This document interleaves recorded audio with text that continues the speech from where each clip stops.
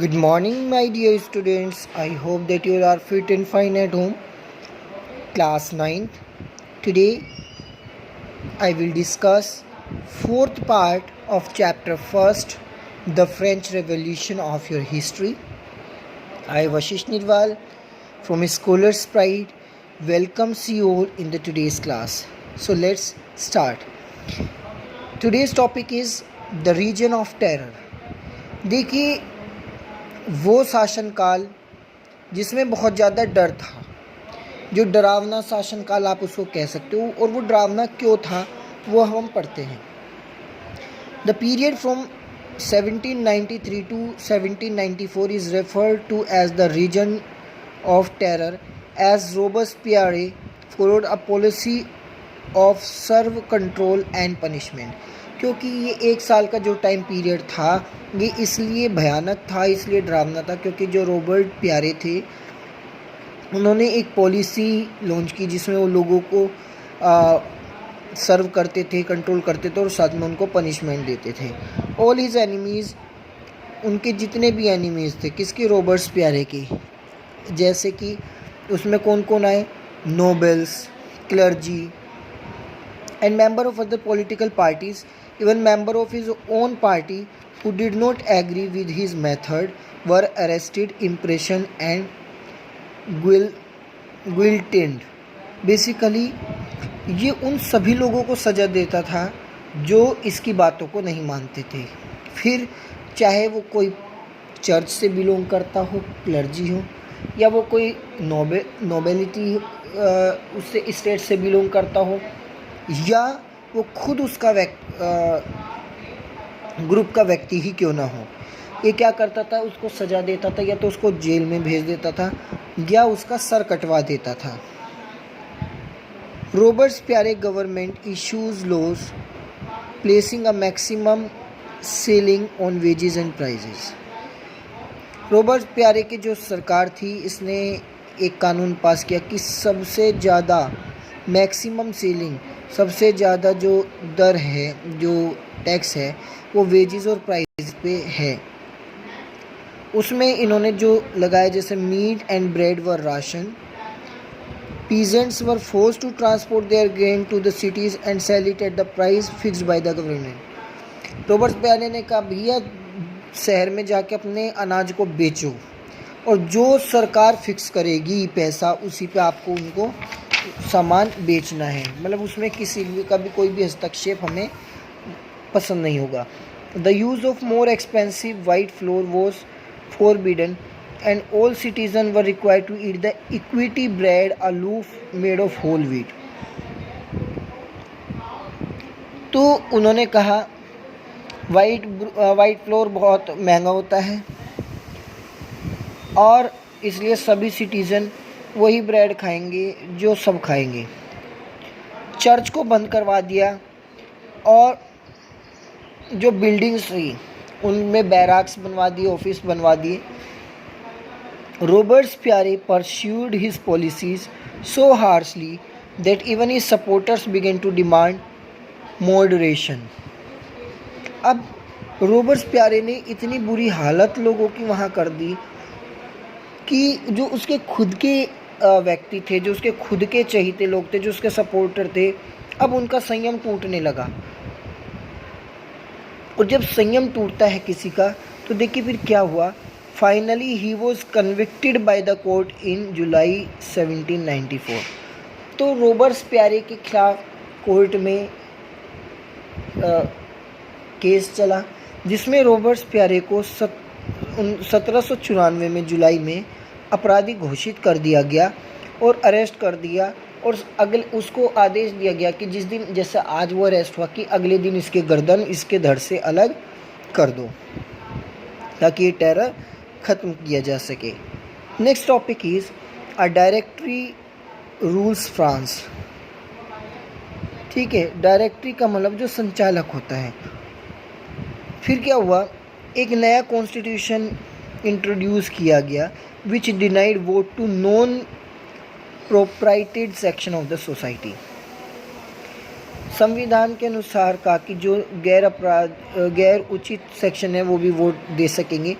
It provided for 2 elected legislative council which then appointed a directory and executive made up of 5 members.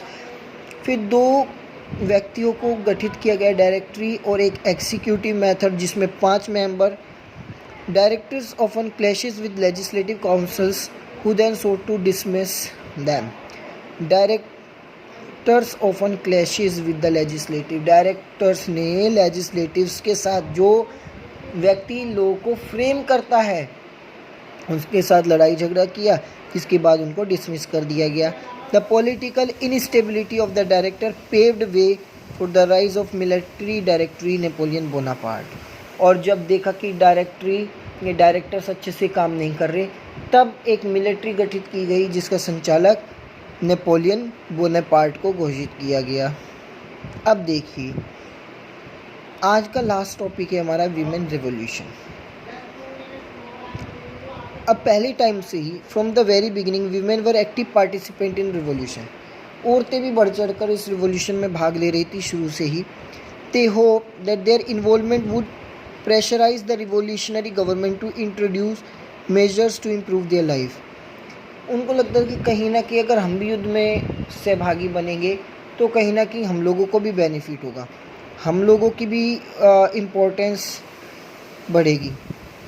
Most women of the third estate had to work for living as laundresses, sellers, domestic servants in houses of prosperous people.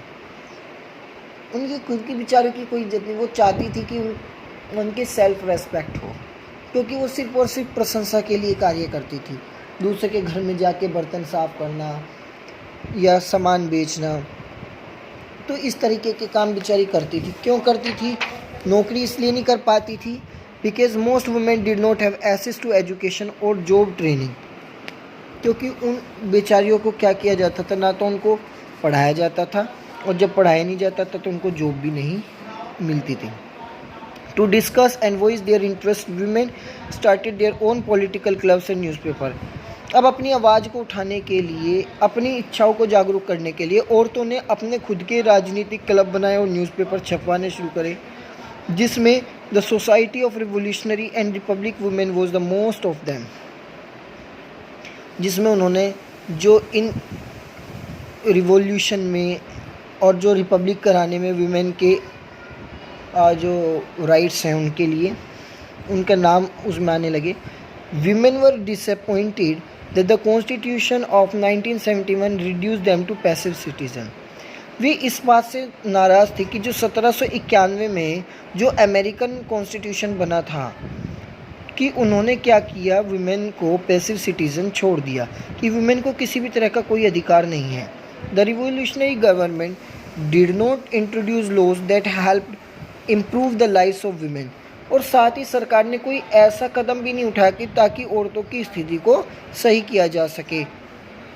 और औरतों की स्थिति कैसे सही हो सकती थी? By creating of state schools. School was made compulsory for all the girls, कि स्कूल बनवाओ और स्कूल हर एक लड़की के लिए कंपलसरी करो. साथ ही कि कोई भी पिता अपनी बेटी को उसकी इच्छा के बगैर जो है शादी करने पर फोर्स ना कर सके. मैरिज में एक ऐसा कॉन्ट्रैक्ट हो जहां फ्रीली वो अपने वर्क को चुन सके और वो एक रिकॉर्डेबल हो सिविल लॉ के तहत. और साथ ही divorce was made legal. Divorce को लीगल बना दिया जाए, अगर वो मेल के लिए भी और फीमेल के लिए भी, क्योंकि अगर दोनों में आपस में मतभेद है, ये दोनों एक दूसरे के साथ नहीं रह सकते, तो वो डाइवोर्स ले सकते हैं. Women could now train for jobs. अब औरतों को जॉब के लिए ट्रेंड किया जाने लगा. कुड बिकम आर्टिस्ट और रन स्मॉल बिजनेस. और औरतों को ट्रेन किया जाए ताकि वो अपना कोई बिजनेस या आर्टिस्ट वो बन सके.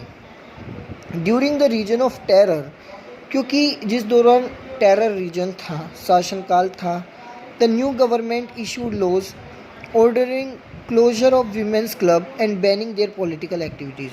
क्योंकि रॉबर्ट्स प्यारे के राज में औरतों को कोई अधिकार नहीं था, तो उस समय सरकार ने क्या किया, जितने भी ये वीमेंस के जो पॉलिटिकल क्लब्स थे या पॉलिटिकल एक्टिविटीज़ जो ये कर रही थी, सब बैन करा दिए. Many prominent women were arrested and number of them executed. बहुत सी प्रसिद्ध औरतों को गिरफ्तार कर लिया गया और कुछ को भगा दिया गया। It was finally in 1946। और फिर भी उन लोगों ने अपनी हक की लड़ाई लड़ना नहीं छोड़ी। और वो सन 1946 जब विमेन इन फ्रांस की औरतों को वो अधिकार मिला, कौन सा अधिकार? राइट टू वोट, कि वो भी अपने प्रतिनिधित्व को चुन सकती हैं।